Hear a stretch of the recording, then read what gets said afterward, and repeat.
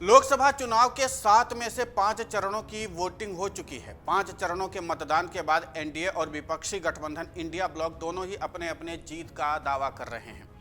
BJP लगातार दावा कर रही है कि इस बार 400 से ज्यादा सीटें लेकर के आ रही है। इन दावों के बीच में कुछ सीटों पर अभी भी एनडीए और विपक्षी गठबंधन इंडिया ब्लॉक दोनों की निगाह टिकी हुई है।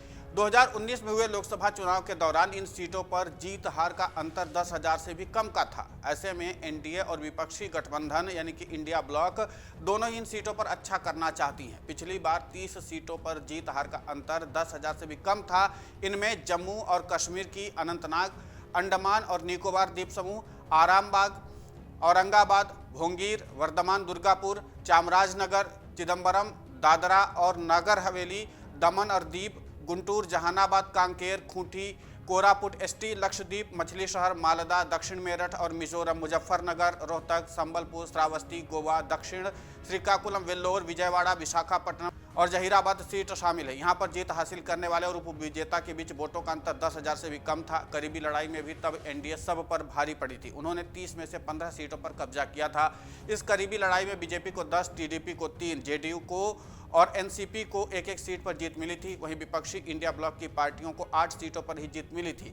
इसमें कांग्रेस को 5 सीटें, डीएमके को 1, वीसीके को 1 और तृणमूल कांग्रेस को 1 सीट पर जीत हासिल हुई थी। अन्य के हाथों में 7 सीटें आई थी। इनमें से एआईएमआईएम, बसपा और बीआरएस को 1 सीटों पर जीत मिली थी। 2019 के लोकसभा चुनाव में 14 सीट ऐसी थी जहां पर जीत हार का फैसला 5,000 वोटों से कम हुआ था। इसमें से 8 सीट एनडीए ने जीत हासिल की थी, जबकि विपक्ष के 4 उम्मीदवार को जीत मिली थी। एआईएमआईएम 5,000 के कम अंतर से 1 सीट पर जीत हासिल की थी। वहीं यूपी की अगर बात कर लें तो कन्नौज लोकसभा सीट पर 2019 में डिम्पल यादव चुनाव हार गई थी। बीजेपी के सुब्रत पाठक ने उन्हें हराया था, लेकिन हार का अंतर सिर्फ 13,000 था। इस बार यहां पर सियासी घमासान दिलचस्प है। इस सीट पर 2019 से बीजेपी ने अपनी पकड़ को मजबूत की है, लेकिन इससे पहले यह सीट 21 वर्षों से सपा का अभेद्य दुर्ग मानी जाती थी। 2019 के लोकसभा चुनाव में मुख्य मुकाबला बीजेपी और सपा के बीच था, लेकिन इस बार बसपा प्रत्याशी इमरान बिन जाफर ने भी सपा के लिए चुनौती खड़ी कर दी है।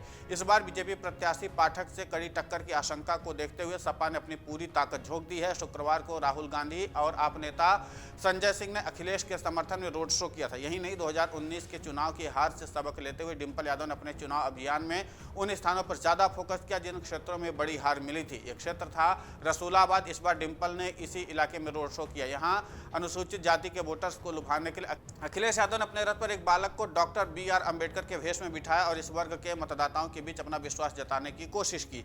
कन्नौज सीट की बात करें तो यहाँ से राम मनोहर लोहिया 1967 में चुनाव जीते थे।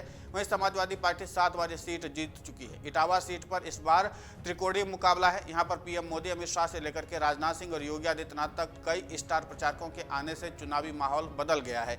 यहां समाजवादी पार्टी ने जितेंद्र दोहरे को टिकट दिया है। वहीं बीजेपी ने मौजूदा सांसद रामशंकर कठेरिया को ही उतारा है। सपा प्रत्याशी को यहां स्थानीय नेताओं और कार्यकर्ताओं का आसरा काफी ज्यादा है। उधर बसपा ने सारिका सिंह बघेल को टिकट दिया। इससे यहां पर मुकाबला त्रिकोणीय हो गया है। मिस्त्रिक में मौजूदा सांसद आलोक राउत को एक बार फिर से बीजेपी ने मैदान में उतारा है। 2004 और 2009 के लोकसभा चुनाव में बसपा के टिकट पर चुनाव जीते थे। 2019 में बीजेपी के टिकट पर चुनाव लड़ा था और जीत हासिल की थी। इस बार अशोक रावत का मुकाबला सपा प्रत्याशी राजवंशी और बसपा के BR अहिरवार से है। यहां चुनाव केंद्र की परियोजनाओं के जातिगत समीकरणों के इर्द गिर्द रहा है। सीतापुर सीट से बीजेपी से राजेश वर्मा, कांग्रेस से राकेश राठौर प्रत्याशी हैं। वहीं बहुजन समाज पार्टी ने महेंद्र सिंह यादव को टिकट दिया है। ये तीनों ही प्रत्याशी पिछले लोकसभा चुनाव यानी कि 2019 में भाजपा के साथ थे।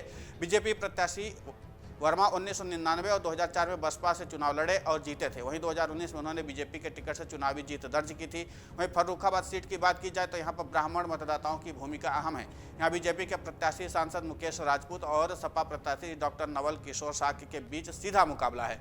बसपा उम्मीदवार क्रांति पांडे इस मुकाबले को त्रिकोणीय बनाने में जुटे हुए हैं। पांडे ब्राह्मण चेहरा हैं और पूर्व कांग्रेसी और कपड़ा व्यापारी भी हैं। इसलिए सियासी समीकरण के लिहाज से देखा जाए तो कुछ और सीटों के बारे में हमने आपको जानकारी दी है जहां पर मुकाबला काफी कड़ा देखने को आपको मिलेगा। एग्जिट पोल 2024 1 जून शाम 6 बजे से, लोकसभा चुनाव के नतीजे 4 जून सुबह 7 बजे से।